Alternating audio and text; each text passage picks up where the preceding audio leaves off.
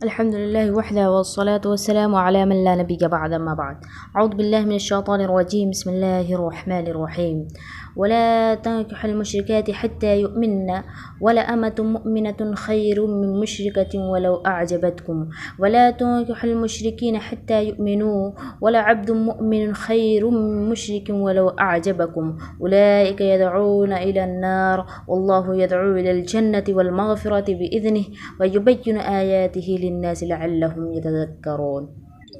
آج جو موضوع لے کر آپ لوگوں کے سامنے حاضر ہوئی ہوں وہ ہے فتنہ ارتداد اور ہمارا مسلم معاشرہ. پیاری بہنوں، یہ دور میں فتنہ اور فساد بہت زیادہ پھیل رہا ہے. طرح طرح کے فتنوں کا وجود ہو رہا ہے. جیسے جیسے دن گزر رہے ہیں اتنے ہی فتنے بڑھتے جا رہے ہیں. ان فتنوں میں سے ایک بڑا فتنہ ارتداد ہے. مسلم لڑکیاں غیر مسلم لڑکوں کے ساتھ شادی کر کے اپنا دین کو الوداع کہہ رہی ہیں. اللہ تعالیٰ ارشاد فرماتا ہے سورہ بقرہ میں آیت میں 221 میں، اور مشرکہ عورتوں سے نکاح نہ کرو یہاں تک کہ وہ ایمان نہ لے آئے. یقیناً ایک مومن لونڈی کسی بھی مشرکہ عورت سے بہتر ہے، خواہ وہ مشرکہ عورت تمہیں پسند آ رہی ہو. اور اپنے عورتوں کا نکاح مشرک مردوں سے نہ کراؤ جب تک کہ وہ ایمان نہ لے آئے. اور یقیناً ایک مومن غلام کسی بھی مشرک مرد سے بہتر ہے، خواہ وہ مشرک مرد تمہیں پسند آ رہا ہو.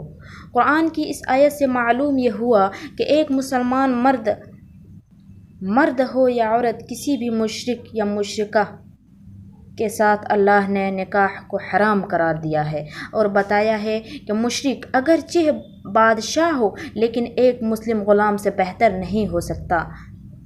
لیکن ہماری بہنیں اس بات کو نہیں سمجھ پاتی ہیں اور ہماری مسلمان بہنیں غیر مسلم لڑکوں کے پیار میں پھنس کر شادی کر رہی ہیں اور اپنا دین و ایمان، ضمیر و حیا بیچ کر اپنے خاندان اور اپنے سماج و معاشرہ پر بدنامی کا داغ لگا رہی ہیں اور ارتداد کی طرف اپنا قدم بڑھا دیتی ہے. ہمارے معاشرے میں اس طرح کے مسائل ایک یا دو نہیں بلکہ ہزاروں اور لاکھوں کی تعداد میں نظر آ رہی ہیں. ان کے بہت سارے اسباب ہیں، ان میں سے چند اسباب کا تذکرہ انشاءاللہ میں آپ لوگوں کے سامنے کروں گی.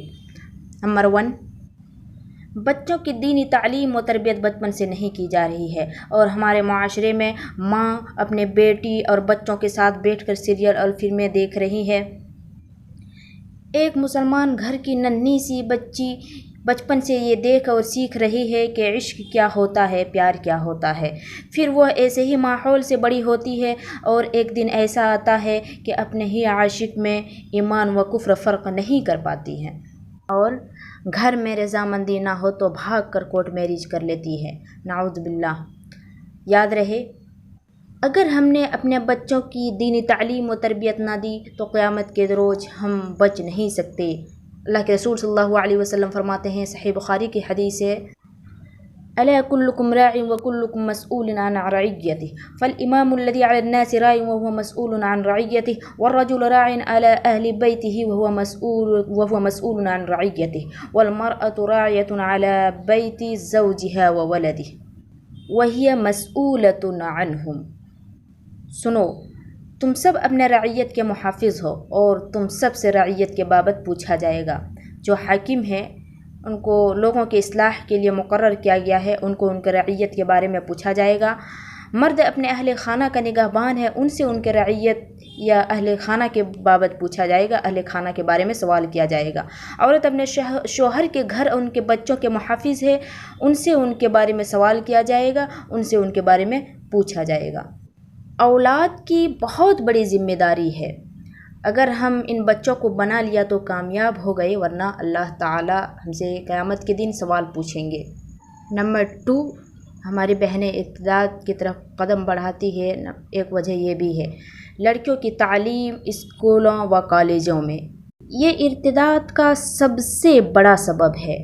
عصری تعلیم اسلام میں حرام نہیں ہے، لیکن یہی تعلیم اگر بے پردگی اور مخالف جنس سے گھل مل کر کیا جائے تو حرام ہے. ہماری بہنیں اسکولوں و کالجوں میں جاتی ہے اور لڑکوں کے ساتھ بیٹھتی ہے. ان میں سے کچھ لڑکے مسلمان ہوتے ہیں اور کچھ لڑکے غیر مسلم ہوتے ہیں. کئی بار ایسا ہوتا ہے کہ کلاس کا نوٹ مانگنے کے بہانے ایک دوسرے سے بات چیت اور ہنسی مذاق بھی ہو جاتی ہے، پھر دوستی ہوتی ہے اور پھر دھیرے دھیرے یہی دوستی ناجائز تعلقات میں بدل جاتی ہے. ہماری بہنیں بھول جاتی ہے کہ میں کون ہوں اور کس مذہب سے تعلق رکھتی ہوں، اور پھر وہ ایک دوسرے سے ساتھ نبھانے کی قسمیں کھاتی ہے اور شادی کر لیتی ہیں۔ اللہ کے رسول صلی اللہ علیہ وسلم فرماتے ہیں، خیرکم من تعلم القرآن وعلمہ، تم میں سے سب سے بہتر وہ ہے جو قرآن کو سیکھے اور دوسروں کے سکھائے۔ لہٰذا ہمیں چاہیے کہ ہم اپنے بہن اور بیٹیوں کو قرآن و اسلام کی تعلیم دیں، اور اگر اسکول یا کالجوں میں بھیجیں تو ایسے اسکول یا کالج میں بھیجیں جہاں صرف خواتین کی تعلیم ہوتی ہوں، اور بحجاب بھیجیں۔ نمبر 3، نکاح میں تاخیر۔ ہماری بہنیں ارتداد کی طرف قدم بڑھاتی ہے، ایک وجہ یہ بھی ہے نکاح میں تاخیر۔ بہت سے والدین یہ کہتے ہیں کہ میری بچی ابھی پڑھائی کر رہی ہے، لہٰذا گریجویشن کمپلیٹ ہونے کے بعد، گریجویشن ہونے کے بعد ان کی شادی کے بارے میں سوچیں گے، اور وہ بہن گریجویشن مکمل کرتے کرتے 23 یا 24 سال کی ہو جاتی ہے، اور یہ عمر ہی ایسا ہے کہ لڑکی کسی کے ساتھ بھی شادی کرنے کے لیے تیار ہو جاتی ہے، چاہے وہ مسلم ہو یا غیر مسلم۔ اس لیے لڑکیوں کی شادی میں تاخیر نہ کریں۔ اللہ تعالیٰ ارشاد فرماتا ہے سورہ نور میں آیت نمبر 32 میں، تم میں سے جن مردوں یا عورتوں کا اس وقت تک نکاح نہ ہوا ہو ان کا بھی نکاح کراؤ۔ نمبر 4، لوگوں نے نکاح کو جہیز اور بارات اور رسم و رواج کے ذریعے اتنا مشکل بنا دیا ہے کہ اگر کسی غریب باپ کی 2-3 بیٹیاں، 3-4 بیٹیاں ہو تو اپنی بیٹیوں کی شادی نہیں کرا پاتے ہیں، اور بیٹیوں کی عمر بڑھتی جاتی ہے۔ اب ان بہنوں کے لیے 2 راستے ہوتے ہیں، یا تو گھونٹ گھونٹ کر والدین کے گھر میں جیے، یا پھر مسلم یا غیر مسلم میں فرق کیے بغیر کسی کے ساتھ شادی کر لے یا بھاگ جائے۔ اس کا ذمہ دار کون ہوگا؟ یہی مسلم معاشرہ جو جہیز لیتا ہے یا جہیز کے خلاف اپنا زبان نہیں کھولتا ہے۔ اللہ تعالیٰ قیامت کے دن اس لڑکی سے سوال کریں گے، تم غیر مسلم کے ساتھ کیوں بھاگی تھی، کیوں بھاگ گئی تھی؟